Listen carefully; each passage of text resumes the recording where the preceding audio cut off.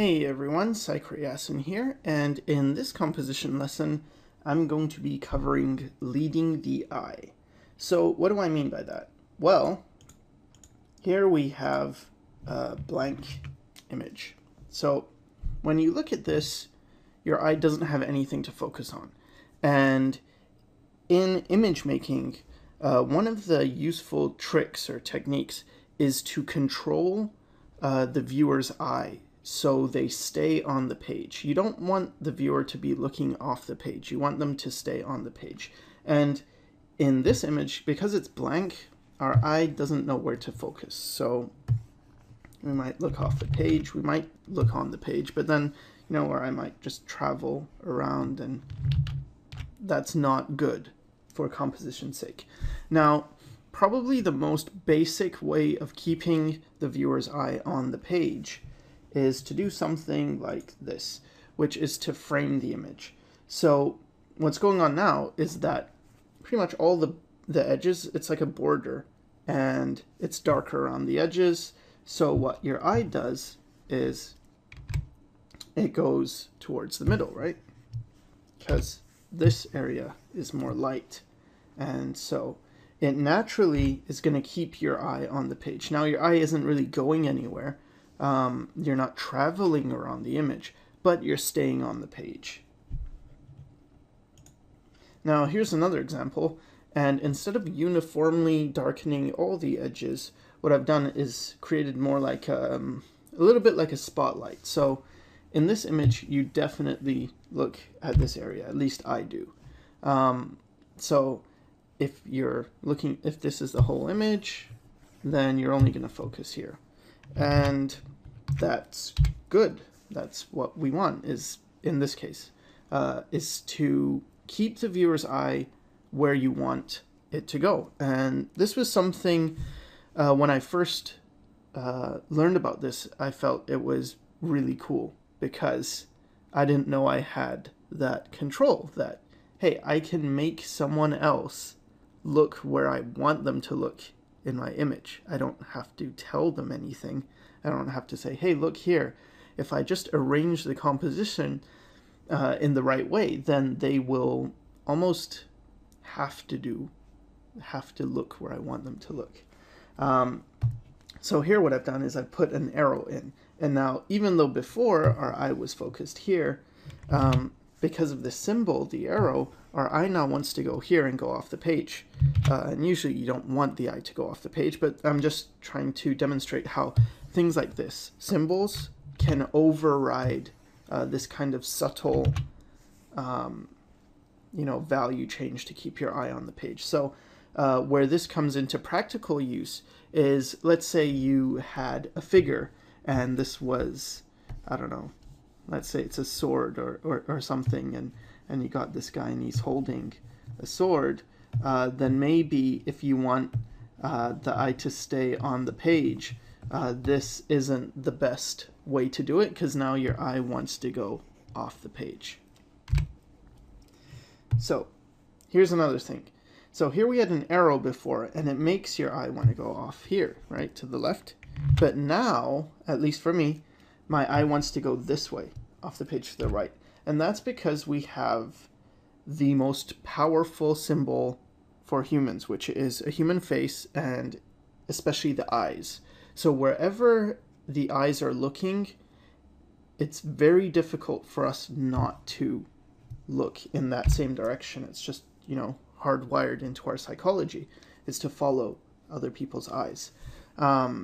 So this is also very important. If you have an image and you have a person in it and they're looking in a certain direction, just keep in mind that the viewer is going to be drawn towards that direction. It's just like this arrow is getting us to look a certain way. Well, in this case, the eyes are getting us to look in another way. So here's an example of an image I did. I did it in one of the speed painting videos. And I'm using a lot of the techniques to keep your eye on the page. So the obvious one is that I darkened all the corners. So your eye wants to go to the middle. But there's some other things. So whenever you have straight lines like this, these are all the straight lines, you have to be aware that your eye is going to follow them. They're almost like roads or rivers that are just, they have a current and you want to follow that current, right? So here we have this straight line that makes our eyes want to go down this way and perhaps off the page. But the reason it doesn't is because you've got this, right? So this blade is actually changing the direction and it's causing the eye to go up. And now it follows the hair and then it can go up this way, back to the hand and then down. And so the eye is staying on the page. It could go down this feather, but then what's going to happen is there's a shadow on the snow, and that's going to lead the eye back up here, which is going to, again, get you trapped. So this is something that illustrators use a lot, because you want the eye to stay on the page, and you want to point towards the area of the most interest. So in this case, her face, maybe her body. And then everything else should be less detailed or less eye-catching. So you have a wolf here, but he's not very detailed in value. And also, he's looking at her. If he was looking off the page, or she, it could be a she-wolf, that would be different. That would be taking your eye off the page. Even these trees, right? They're sort of framing it so that we look in this direction. So pretty much everything in this image is telling your eye, hey, look here, this is where I want you to look. And you can do things with first and second read. So here's another example. And now in this image, when I just look at it, my eye wants to it doesn't want to, it just immediately goes to these areas. And it's because it's the brightest, it has the most contrast. But then very quickly, I kind of get stuck on her face. So why does that happen? Well, again, the obvious thing is these hands, but actually I want the viewer to look at the face. So these would be the first read, and this would be the second read, but I want it so that your eye doesn't get off her face. And how did I achieve that? Well, one of the ways, and there's an extremely blatant way, is these arrows. So there's actually an arrow right here, and they're all pointing, and if you follow it, you go straight to her face. So that's I mean, it's pretty sad in a way that resorting to such an obvious gimmick. But yeah, it works, right?